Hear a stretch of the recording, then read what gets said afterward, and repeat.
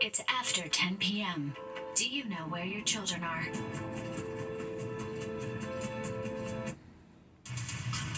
Right now on the 10 o'clock news. We're worried about him. I don't mind admitting that. From New York to Rome and all around the world, concerns and prayers tonight for Pope Francis as the 88-year-old pontiff remains in critical condition at a hospital in Rome. Good evening, I'm Arthur Chien. We begin with that breaking news. Pope Francis suffering what the Vatican says was a long asthmatic respiratory crisis, now requiring high levels of oxygen. Here's the latest. The Pope has been hospitalized since February 14th with a lung infection that has been diagnosed as double pneumonia. His condition worsened this morning, and he received blood transfusions after testing showed a condition associated with anemia. The Vatican says Pope Francis remains alert and spent the day sitting in an armchair, but his doctor warns he is not out of danger. Fox 5's Jessica Formoso has been live outside St. Patrick's Cathedral in Midtown all day, and tonight Cardinal Timothy Dolan spoke out about the Pope's condition. Jessica, what did he have to say? Arthur, good evening. That's right. Cardinal Dolan says he is not surprised to hear that Pope Francis' condition has worsened. That said, he is worried and praying for the Holy Father, and so are the parishioners here at St. Patrick's Cathedral. I pray for the Holy Father every day when I say the Rosary. Today, of course, I was especially prayerful and just keeping him in mind. Pope Francis in critical condition tonight. The Vatican saying he is suffering from a long asthmatic respiratory crisis. The 88-year-old pontiff had to receive high flows of oxygen. He's been the only pope I've ever really known in my faith. I got to be in an audience with him a few years ago, so I have a personal connection, so I've been praying for him.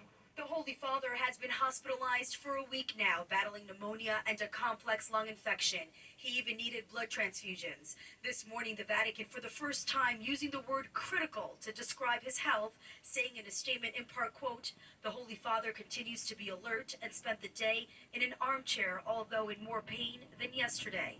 At the moment, their prognosis is reserved.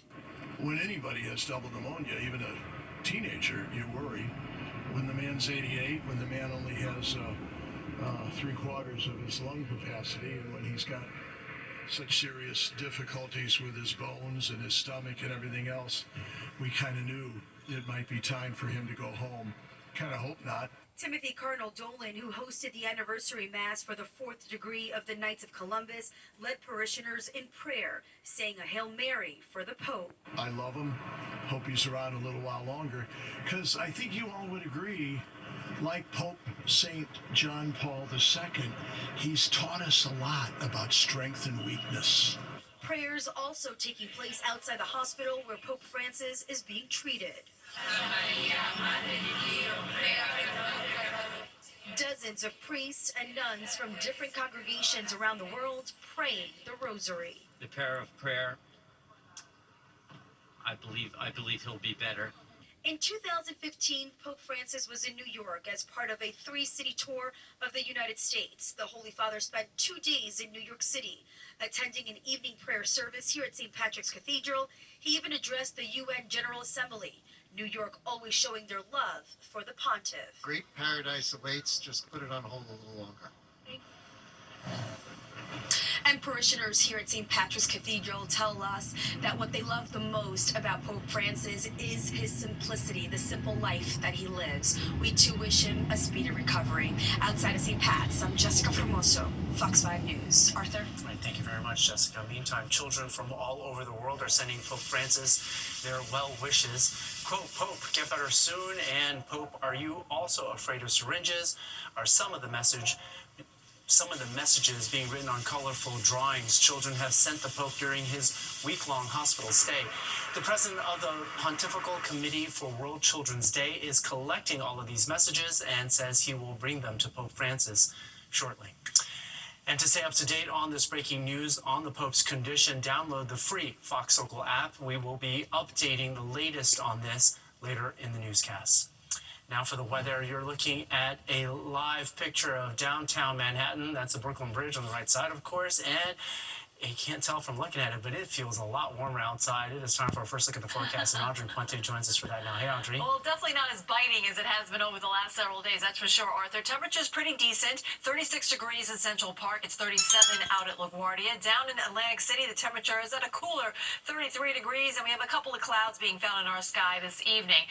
We do have a cloud day that kind of rolled through earlier. Now we're seeing a sort of mixed sky as we go through the rest of the evening. We're going to stay dry tonight, and for a period of time, we'll actually go mostly clear. And that's going to help us start off with a sunny Sunday across the region. Here it plays out in our futurecast. It's going to be quiet tonight. No rain, no snow in the forecast. That's the good news here. We have a couple of clouds coming in and out from time to time, but tomorrow morning we will wake up with plenty of sunshine across the region. Clouds will start to filter back into our skies by the afternoon, but again, we'll stay dry for your Sunday, and temperatures will rise to more normal readings around this time of year. We should be in the middle 40s for our highs. We're going to get there tomorrow throughout the tri-state area. So for the rest of tonight, it's going to be relatively quiet. Temperatures mostly in the 30s in and around the city. Will be colder in some of the suburbs where the numbers will be below the freezing mark, and we'll have a mixed sky with partly cloudy skies, and tomorrow we'll start off mostly clear. So we have a quiet Sunday ahead of us and a breezy start to the week. On Monday, it'll be dry and it'll look nice outside, but that wind will make it feel a little bit more chilly as you head out the door. Warm up coming up next week, too. Temperatures will be above average for a change, but there's also a slight chance of showers. I'll have the details coming up. Arthur? Right, thanks so much, Audrey. Well, the city is suing the Trump administration to get back the $80 million in migrant funding that the feds took out of the city's bank account. The city's law department bashed President Trump for conducting a, quote, unlawful money grab as part of a FEMA program. The funds were supposed to reimburse expenses already spent on the migrant crisis. Mayoral candidate Brad Lander says he pressured Mayor Adams to file the lawsuit after he says Elon Musk, quote, stole the money from the city's bank accounts. I was pleased after I demanded it. The Mayor Adams went into court, his corporation counsel, after a lot of pressure to say, that's our money, you give it back to us. New York City's going to beat Donald Trump and get our $80 million back in court. Mayor Adams says his administration is working to get that money back for the city. The calls to remove Mayor Adams from office are still intensifying. Today, it was the mayor's own constituents who took to the streets calling for change. Fox 5's Richard Jacobus caught up with the protesters. In this moment, our inability to call out that it is wrong for a felon president to compromise an indicted mayor to sell out our city and our refusal to remove him, that's a failure! If at any point Mayor Eric Adams thought he could convince this chorus of haters that he could still serve the city of New York, well, he may need to find a different crowd. We are in need of leadership, and the mayor is not providing that leadership.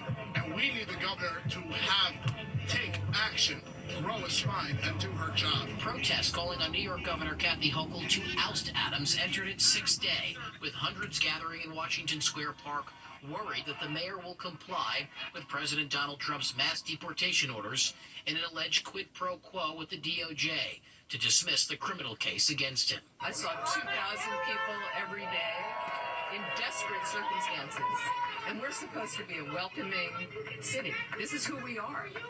And these poor souls in the middle of the winter with everything they own in a paper bag. The rally-turned-march against the mayor led protesters up to City Hall, where they also voiced their opposition to the governor's proposed oversight of the mayor. Instead, they say Adams is corrupt and shouldn't be allowed to lead the city. I shared with the governor, there's no legal reason to put these guardrails in place. The mayor sitting down Friday with Fox 5, saying he doesn't believe the restrictions are necessary, but says he will still prioritize working with the governor to move the city forward and protect New Yorkers. When you look at what we have accomplished, it shows that we're not distracted. We're focused on running the city, and the legal team is handling pursuing justice. I did nothing wrong. With a federal judge adjourning Adams' trial indefinitely and appointing an independent attorney to argue against the DOJ's motion to dismiss the case, Mayor Adams says he respects the process. Meanwhile, those protesters say they'll be back here on Sunday for a seventh day, and every day after that, until they say Eric Adams is no longer mayor of New York City. We're at City Hall, Lower Manhattan. Richard Jacobus, Fox 5 News. Mayor Eric Adams sat down with Fox 5's Morgan Mackay for an interview covering a wide range of topics, including the growing calls for him to step down. You can watch it online on the Fox 5 New York website. Meanwhile, President Trump talking up his immigration policies at the Conservative Political Action Conference today.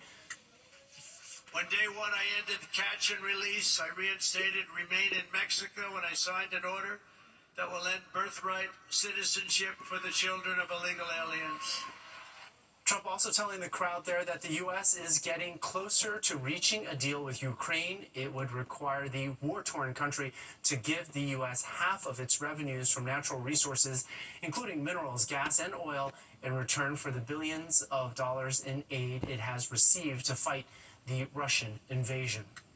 Congestion pricing discussed during a meeting between President Donald Trump and Governor Kathy Hochul in the Oval Office yesterday. This comes after the Trump administration moved to revoke federal approval for New York City's congestion pricing.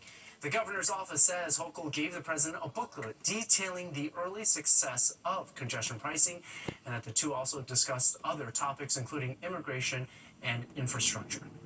The Associated Press is suing 3 Trump administration officials over access to presidential events. It is citing freedom of speech in asking a federal judge to stop the blocking of its journalists. The AP says its case is about an unconstitutional effort by the White House to control speech, which is in this case refusing to change the AP's style from Gulf of Mexico to the, quote, Gulf of America, as Trump did last month with an executive order. Police identified the man accused of killing a police officer and wounding. Watching the 10 o'clock news.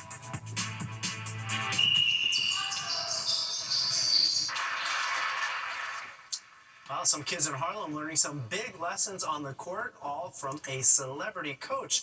The coach in this case just happens to be Knicks legend Larry Johnson. As Fox 5's Duarte Geraldino shows us, the YMCA and the New York Knicks teamed up for this meaningful event. This is the same drill I did, same drill that Steph Curry and Jalen Brunson did. This is the same drill we all did to make it. Former Knicks forward Larry Johnson is also known as the iconic Grandmama from his legendary commercials. Now watch this, now watch this. He's now passing down his skills to about 100 teens at the Harlem YMCA's weekly teen night out. This clinic is about more than basketball. It's about learning the teamwork and discipline needed to excel both on and off the court. Is there one particular skill you're hoping to pick up from Larry? Maybe IQ. You know, that's really important for basketball players, having higher IQ, knowing when to cut. The 15-year-old Amadou was looking forward to this night for weeks. Pickup runs are amazing, getting better at basketball, playing against older guys. The Teen Night Out program offers teens a safe space to learn, play, and connect at YMCAs across the city. During Teen Night Out, we have recreation time just like this.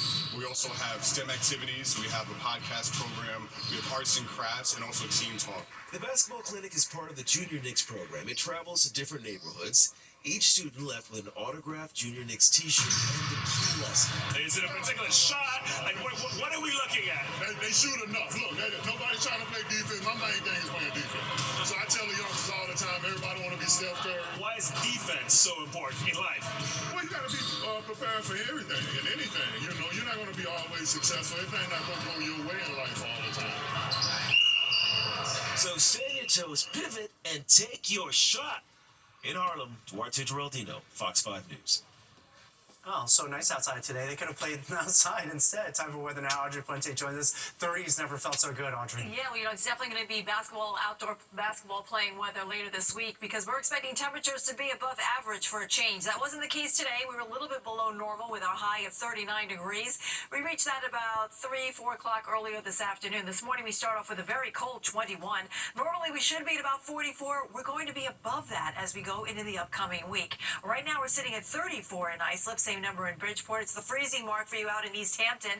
Down to the south here, with Belmarsh checking in at 32 as well. We're at 35 in Newark, and up to the north, it's 33 in Poughkeepsie, and 10 degrees colder over towards Monticello. But all of these temperatures are running much milder than they were at this time yesterday, and we're going to keep going up from here each and every day as we go into next week. All right, winds are relatively light, but what's important to note is the direction. It's coming from the southwest. That's a milder wind direction for us, so that's why we're starting to feel a little bit more comfortable as that biting frigid air mass has been retreating out of our area.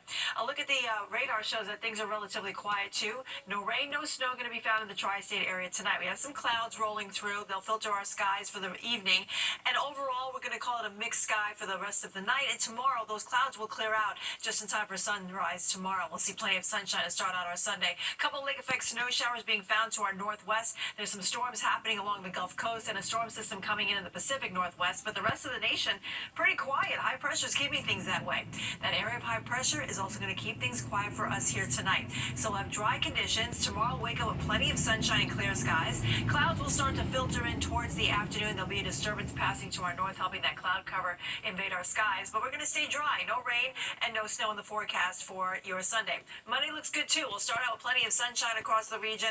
We'll have some clouds rolling in towards the afternoon. And then late in the evening, possibly during the overnight, we'll see a couple of showers passing through. They'll be quick moving. They should be out of here by Tuesday morning. So for tonight, we're dropping down to 30 degrees in the city, even colder north and west. So it's going to be a chilly evening, but we'll have a mixed sky with partly cloudy to mostly cloudy skies at times. Tomorrow, we'll start out with sunshine. We'll have increasing clouds towards the afternoon. We're looking for a high of 44, which is normal for this time of year, and actually above like the 30s. We're out of the 30s finally. In fact, we're going into the 50s as we go into the middle part of the week. Tuesday, 56 degrees will be the high temperature. We also have the chance of a couple of isolated showers. Beautiful day on Wednesday. That's the best day of the week. And then on Thursday, we'll have a chance of rain coming in. It looks to be light rain, but this could be the dampest day of the week. We'll have a high of about 52 degrees. We're in the upper 40s as we round out the week and start off March. Yes, it's already 1 week away. We're starting March with a high of 46 degrees. Arthur, over to you. Looks great. Thank you so much, Audrey. Well, following a string of crashes in recent weeks, anxiety over flying is gripping some would-be air travelers. Coming up, what experts say people need to keep in mind to ease their fears before taking to the skies.